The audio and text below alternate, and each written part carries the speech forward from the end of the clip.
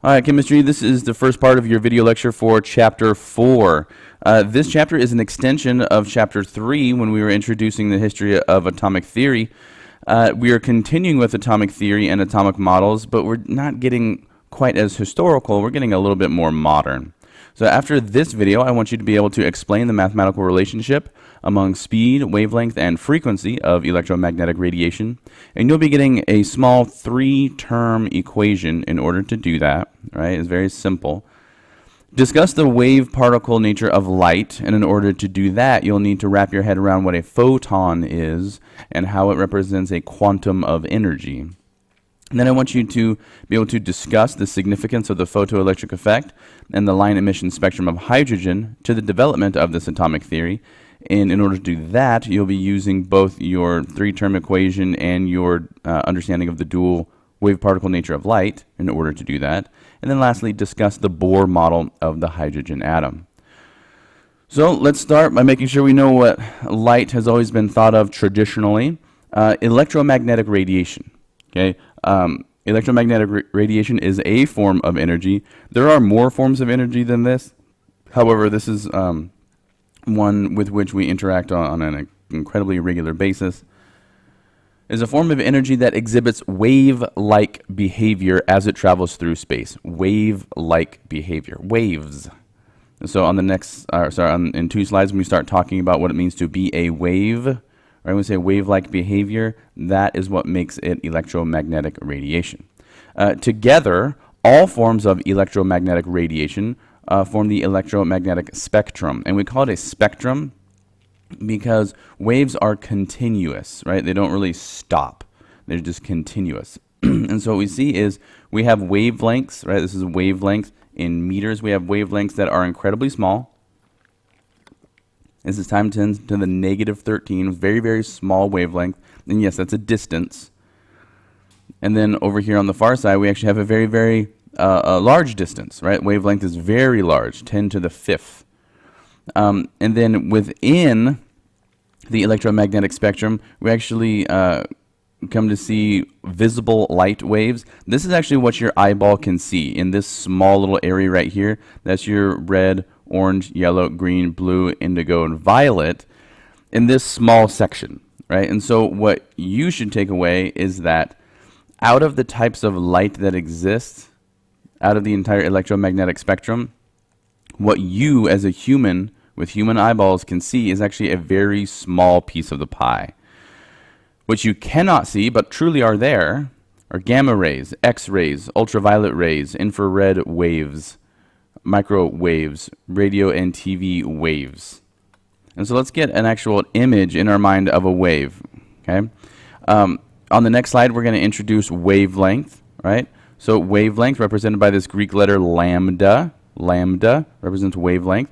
Wavelength is the distance, that's why we saw that it was measured in meters, it's a distance, between corresponding points on adjacent waves. And so when we look back at this picture of a wave, here's a peak, here's a peak, here's a peak. If we measure the distance between the 2 peaks, the distance is the wavelength. That's a lambda. We're also going to introduce this term called frequency. Now, most people think that this is a V. This is not a V. This is the Greek letter nu, N-U. It might be better to represent this as a very italicized V, but that's the best we can do right now. Frequency is defined as the number of waves. So it's a number. It's a number. It's defined as the number of waves that pass a given point in a specific time, usually 1 second. Okay. The unit of frequency that you're probably the most familiar with is the hertz. The hertz. It's a per second. So when your TV has a property at 60 hertz or 120 hertz, that means that your screen, your image is refreshing 60 times per second. It's a number of times, 60 hertz, 60 times per second. Or a higher quality TV will be 120 hertz. 120 times per second that screen is refreshing itself. So now that we kind of have an idea of what wavelength is and frequency is, I want to introduce the idea that they are inversely proportional to one another. Okay? As wavelength decreases, meaning as we go to the right here, wavelength is decreasing over here, the very, very short distances. As we decrease wavelength, we increase frequency, because as we move, as a wave with this wavelength moves past a certain spot, a certain place, peaks are going to pass very quickly. You're going to have a very large frequency because you have a small wavelength. But back over here, because the wavelength, the peaks are so far apart, because the wavelength is so large, not very many peaks are going to pass a particular point as that wave travels. And so when you have a large wavelength, you have a small frequency. When you have a large frequency, you have a small wavelength. Okay? And we can see that on these scales right here.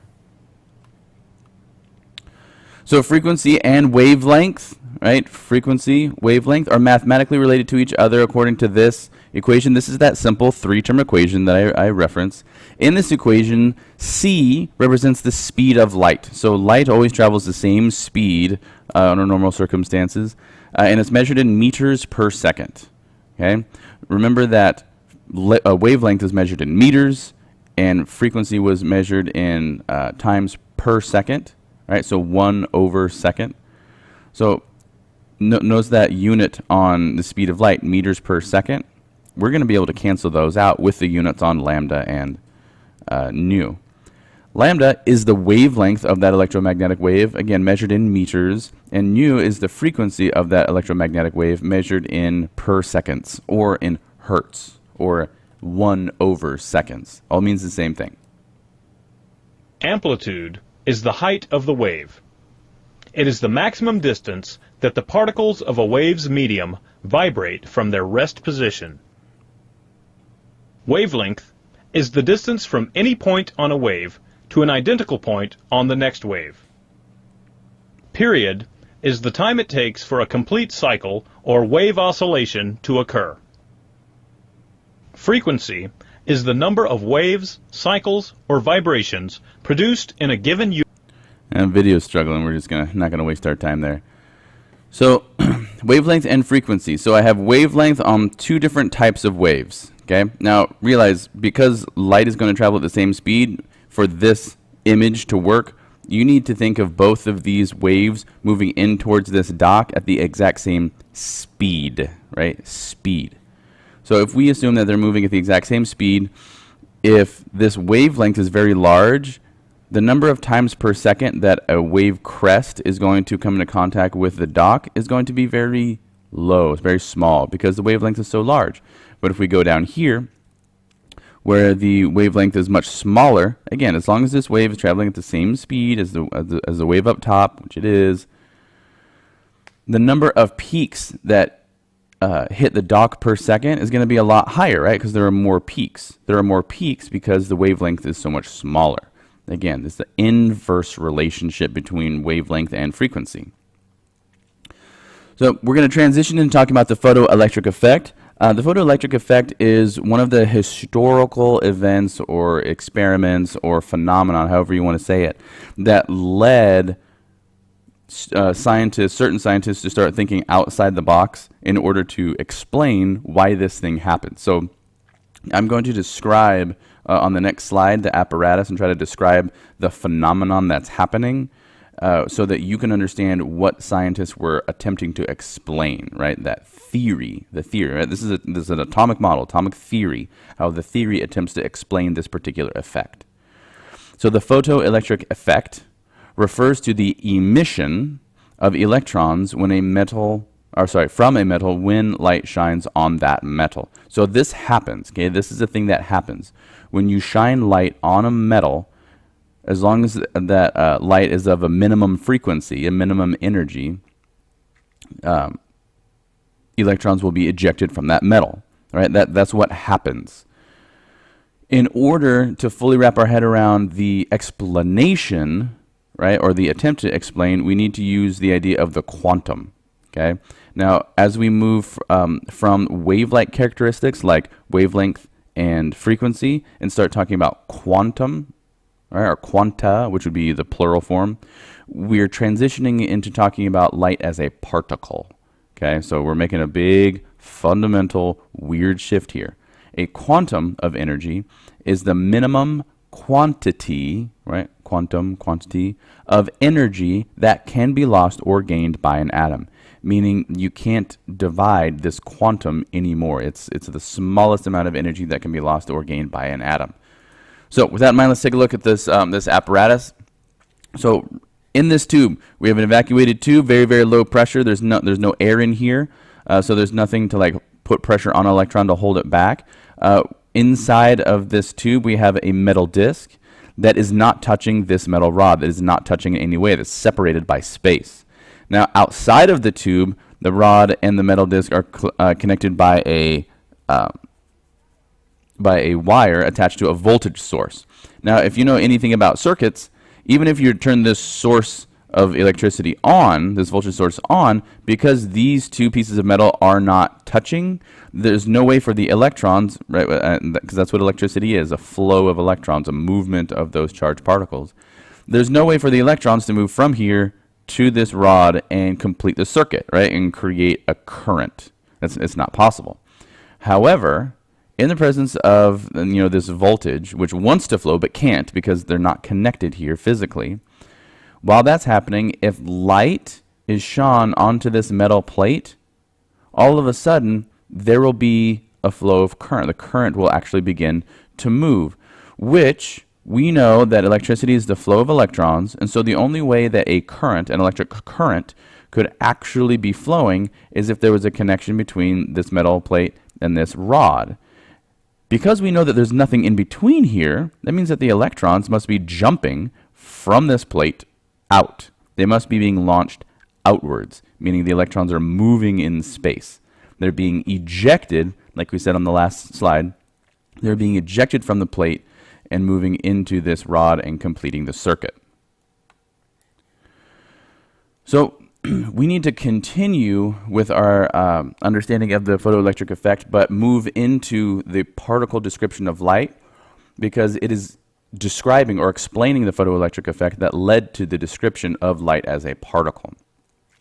So remember that not just any light shined on that metal plate would eject electrons. It had to be of a minimum frequency.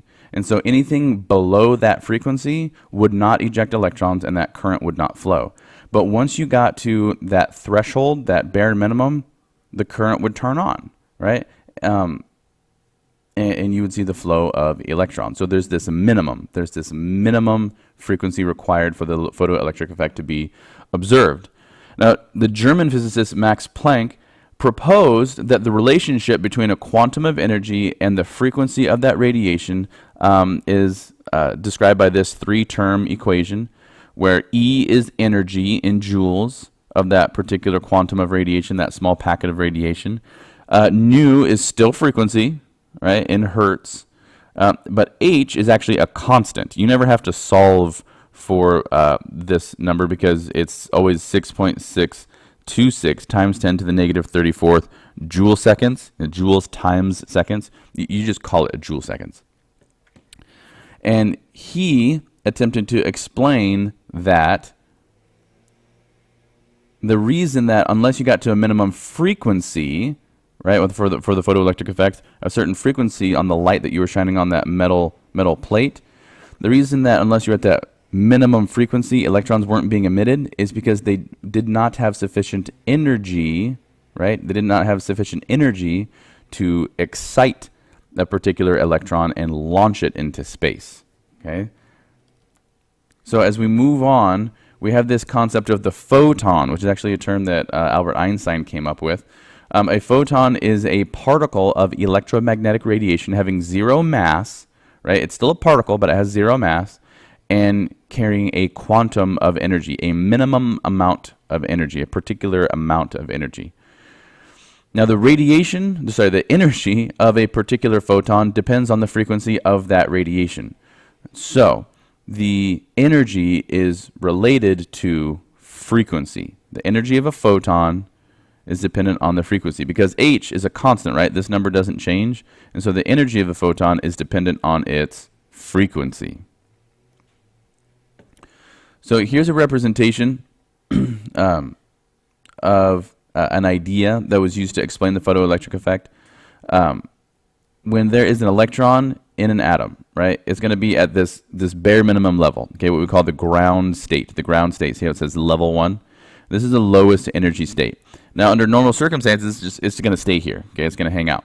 But if you were to add energy to this system, it might have enough energy to jump from this level 1 to level 2, right, this next concentric circle. If you add even more energy, it might jump from level 1 to level 3, right? And there are several levels, and this corresponds to the rows of the periodic table, by the way. But what I want to introduce to you is the idea that electrons, they cannot exist anywhere but on these circles, right? This was how scientists explained what a quantum of energy is and how it relates to photons. So, as we move into the hydrogen-atom line-emission spectrum and that whole idea, let's go over a couple of words that I mentioned, but we need to define. The ground state of an atom is the lowest energy state of that atom. It's the ground state, right? So it's this most inner circle, level 1. That's ground state. A state in which an atom has a higher potential energy than it has in its ground state is called an excited state, right? So level 2 or level 3 or even 4, 5, 6, or 7, those are all excited states because they're a higher energy than the ground state. So when investigators passed an electric current through a vacuum tube containing hydrogen gas at low pressure, so that means it's just hydrogen in there, just hydrogen at very, very low pressure, they observed an emission of a characteristic pink glow. And what we mean by characteristic is that hydrogen always showed this exact same pink glow. Okay, other elements, other substances showed different colors. Hydrogen was characteristically, meaning it's the character of hydrogen, a pink glow. Now, when a narrow beam of that emitted pink light was shined through a prism, it was separated into 4 specific colors within the visible spectrum. The 4 bands of light were part of what is known as hydrogen's line-emission spectrum. So let's take a look at what this means. So here's your glass tube evacuated with just hydrogen in there at low pressure. Electric current is passed through here, creates this pink glow. And on the last slide, when I said when a narrow beam of emitted light was shone through a prism, right? What that means is we just blocked off most of the light. And so we put this block in here that had just a narrow slit. So the only light that was actually coming through was this very narrow beam, right? So narrow beam of that emitted light was shined through a prism right here. It was separated into 4 critical colors. Now you might say, okay, but there's 5 up here, Mr. Johnson. Yeah, but let's see, which one? This one is not visible by the human eye, I believe, or this one. I can't remember which one it is. Actually, I think it's this one. This one is actually too high energy for the human eye to perceive. This is in the ultraviolet range. And so what the human eye would see and what these early investigators saw was this line, this line, this line, and this line. 4 lines. Electrons in atoms can only have certain amounts of energy. Here we see several of the possible energy levels of a hydrogen atom. Suppose an excited atom of hydrogen has an electron at energy level 6. There is a probability that the electron will emit energy and jump back to a lower energy level. It could do so only by giving off energy equal to the energy difference between the 2 levels. If the electron makes a transition from energy level 6 to energy level 2, it emits the energy in the form of a photon of violet light. A transition from the 5th level to the 2nd yields a photon of blue light. From the 4th to the 2nd, a photon of blue-green light is emitted. A transition from level 3 to level 2 yields a photon of red light. Transitions that end in level 3 or higher produce infrared light. Transitions that end at level 1 produce ultraviolet light. The hydrogen spectrum is given by these 4 transitions to level 2. Out of the many wavelengths emitted, only those shown here are visible. The reverse process is also possible. If a bright white light is shown through a sample of unexcited hydrogen, photons can be captured by the electron in hydrogen if their energy corresponds to an allowed transition in the hydrogen atom. The result is an absorption spectrum.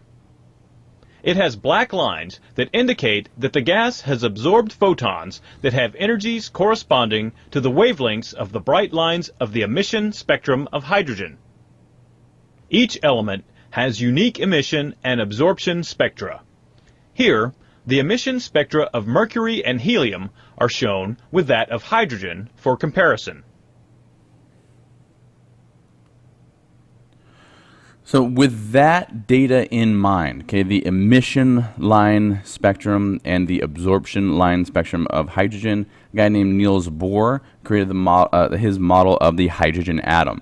And we point out that it's the hydrogen atom because this model actually only works with the hydrogen atom. Polyelectric atoms, meaning many electrons, so anything other than hydrogen, this doesn't quite work. However, historically, this was a huge breakthrough because it's a model of the atom that explains what about the atom is resulting in things like the photoelectric effect, the quantized nature of light. So Niels Bohr proposed a hydrogen atom model that linked the atom's electron to that photo emission, right? The photon emission, the photoelectric effect. According to this model, the electron can circle the nucleus only in allowed paths, which he called orbits, like the orbit of a planet. The energy of the electron is higher. The energy of the electron is higher when the electron is in the orbits that are successively farther from the nucleus. So here's just a quick intro. Here's the nucleus. Here's the very first energy level. We might call it the ground state. We call it N is equal to 1. Here's the second energy level, N is equal to 2, and the third energy level, N is equal to 3. Now, as you move away from the nucleus, each of these energy levels are of increasing energy. What Bohr was attempting to explain is that why can an electron exist in N is equal to 1 and N is equal to 2, but not somewhere in between? And his idea was that a photon that is either being emitted, in this case right here that we're being shown, the photon is being emitted, the energy is equal to this difference, right? This photon that is being lost, right? The energy that's being lost by this electron is very, very specific, and you can calculate it, right? So the exact amount of energy that is lost is going to be the same as the exact amount of energy that's lost by this electron, and that exactly corresponds to the difference between N is equal to 2 and N is equal to 1. Because this photon can't have a smaller quantum of energy, this packet of energy can't be smaller, the electron could never drop only to, say, this far, halfway in between. This distance between N is equal to 1 and N is equal to 2 is the smallest distance possible, right? That's why I said it's the smallest amount of energy that an atom can gain or lose. So when an electron falls to a lower energy level, a photon is emitted or lost, right? It's ejected. That process is called emission. Energy can be added to an atom in order to move an electron from a lower energy level to a higher energy level, and this process is called absorption. And so when we look at these two models of the representations of the Bohr model, we see that we have 3 energy levels, 1, 2, and 3. For absorption, we have a photon with a particular amount of energy being absorbed or captured by this electron, and then because of that transitioning to a higher energy level, which is represented by E sub 2 right here. We have the opposite process, which is called emission. We have an electron at E is equal to 3, emitting a particular photon that is equal to the distance between E1 and E3, and therefore dropping to E is equal to 1. Thomson discovered the electron and proposed the pudding model, where electrons are spread on the surface of a solid, positively charged sphere. The discovery of the electron showed that the atom is, in fact, divisible. Rutherford learned that atoms are mostly empty space with negative electrons scattered around a positive center. This model describes a central part in the atom, the nucleus. Bohr's model suggested that electrons move in orbits around the nucleus. Bohr was the first person to be able to explain why atoms could only give off or absorb energy in specific amounts. We now know that electrons are not solid particles that can orbit the nucleus like tiny planets around a sun. In the present model, electrons are found in regions of probability that are often shown as clouds that surround the nucleus at successively higher energy levels.